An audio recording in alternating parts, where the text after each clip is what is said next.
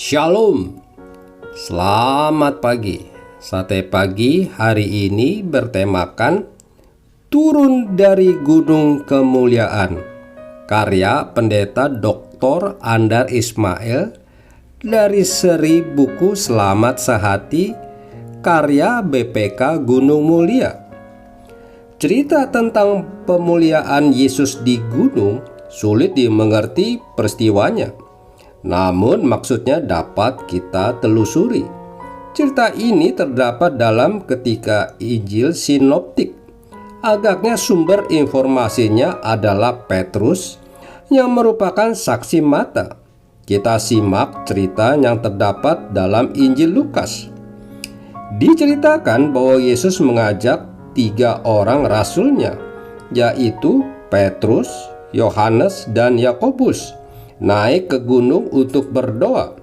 Setibanya di sana, Yesus berdoa, sedangkan ketiga rasul tertidur.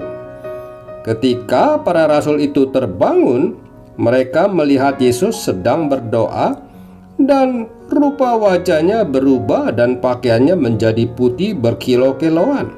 Lukas pasal 9 ayat 29.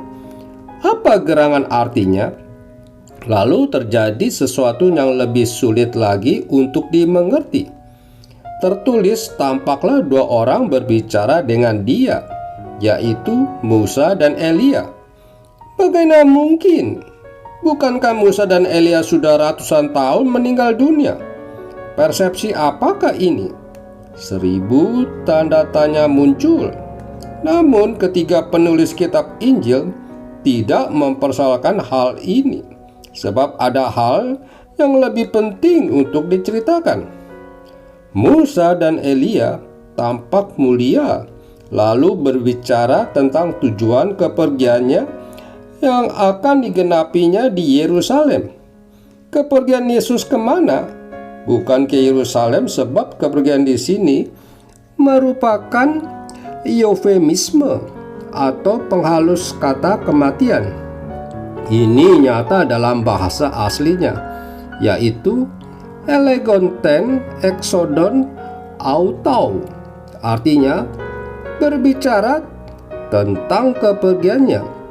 Sisipan kata tujuan yang terdapat dalam Alkitab kita tidak ada dalam bahasa aslinya.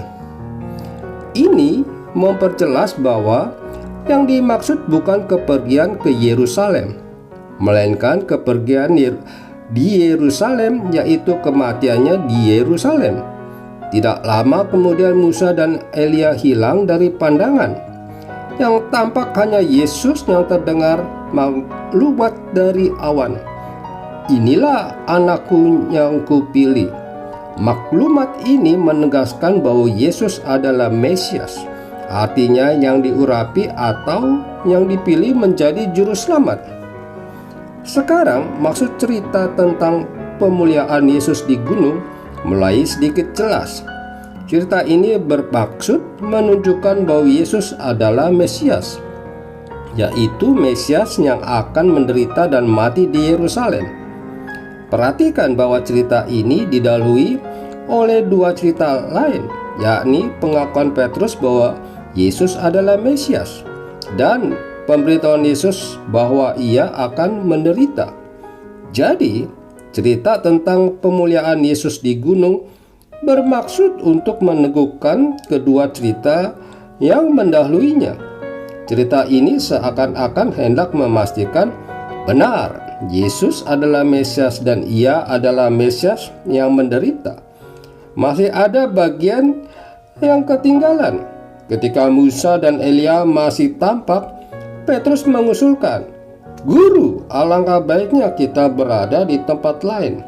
Biarlah kita dirikan sekarang 3 kemah, 1 untuk engkau, 1 untuk Musa, dan 1 untuk Elia." Kemah mengandung konotasi religius, yakni tempat kehadiran Allah dan tempat beribadah kepada Allah. Petrus ingin agar gunung ini dijadikan tempat ibadah memuliakan Allah. Apakah tanggapan Yesus terhadap usul ini? Jangankan menyambut baik, Menanggapinya pun Yesus tidak, sebab usul ini menunjukkan pola pikir yang keliru. Petrus ingin mempertahankan ketinggian kemuliaan Yesus, padahal sebaliknya Yesus mau turun dari status kemuliaannya untuk menjalani status yang jelata dan menderita. Pola pikir yang keliru itu dikomentari oleh penulis dengan kalimat, "Tetapi Petrus tidak tahu apa yang dikatakannya itu." Pola pikir itu agaknya masih banyak terdapat sampai sekarang. Berjam-jam kita beribadah dan menyeru-nyerukan kemuliaan Allah, tetapi sesudah itu, apakah kita turun ke status yang jelata dan solider dengan orang yang menderita?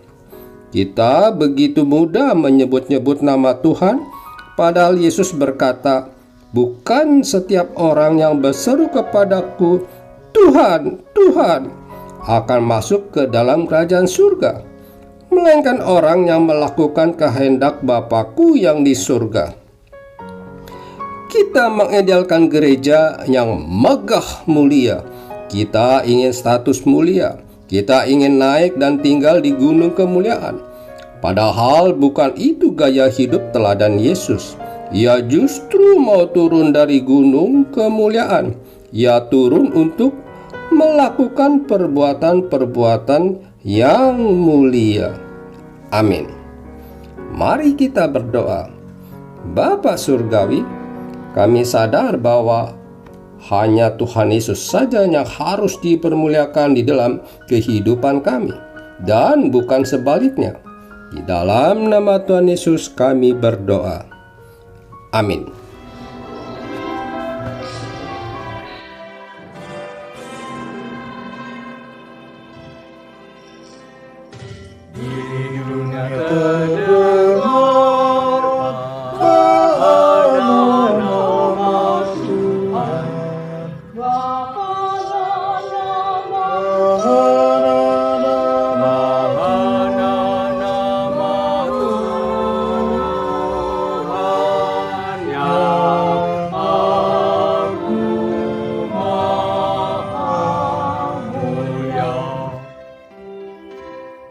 Naiklah puji syukur sertalah hormatku.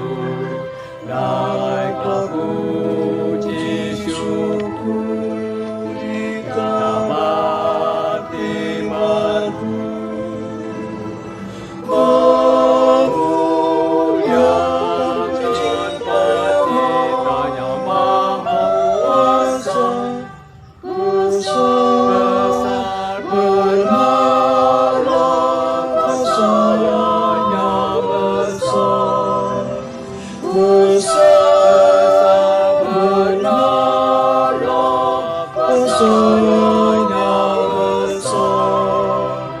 Kendati dunia tak tetap pedulinya, yang telah dipilih Tuhan bernyanyi bersyukur.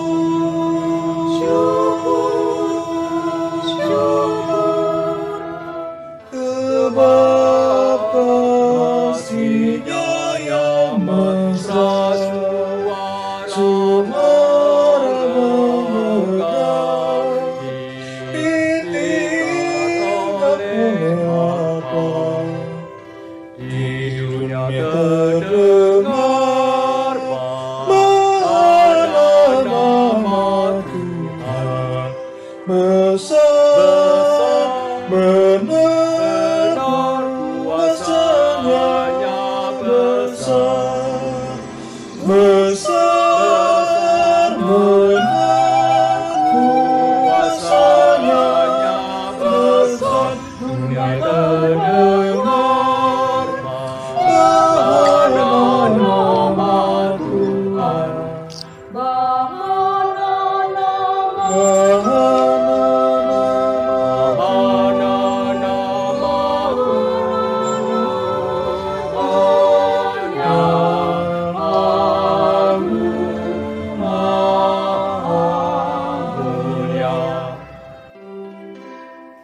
naiklah puji